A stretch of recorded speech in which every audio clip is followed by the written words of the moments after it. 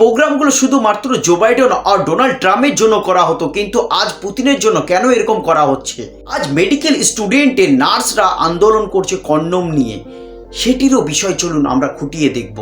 আজকের ডেটে দাঁড়িয়ে ইন্ডিগো কেন 200 থেকে 250টা ফ্লাইট কেন ক্যান্সেল করা হলো তা নিয়ে কেমন একটি হাঙ্গামা দেখুন।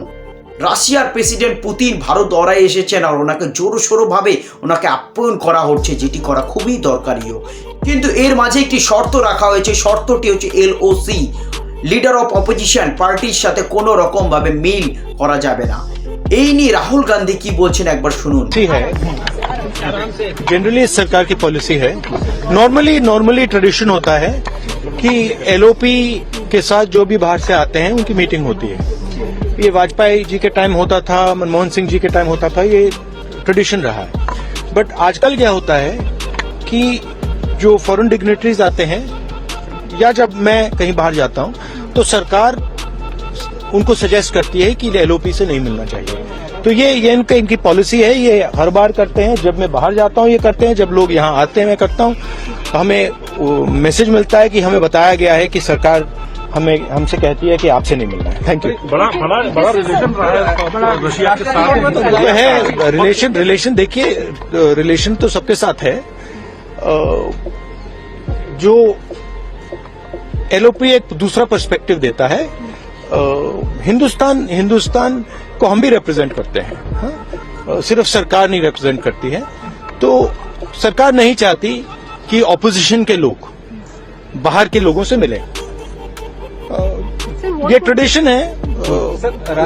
एक सेकंड मुझे बोलने दीजिए। ये ट्रेडिशन है, ये नॉर्म है, बट मोदी जी इस नॉर्म को फॉलो नहीं करते हैं।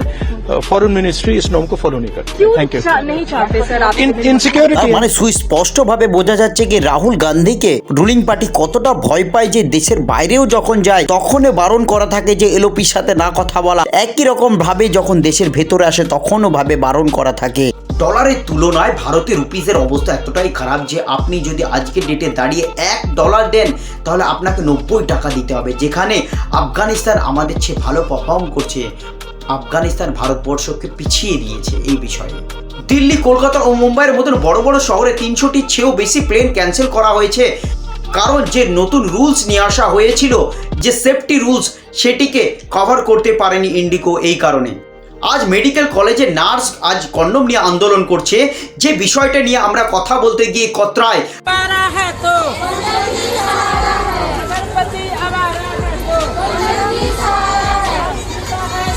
বোনেদের একটি দাবি যে আপনার বর যদি বদমাইশ হয় তাহলে কিন্তু আপনার কন্ডোমই সাহারা, কারণ মহিলাদের শরীরে প্রচন্ড পরিমাণে এইডসের রোগের পরিমাণে বাড়ছে।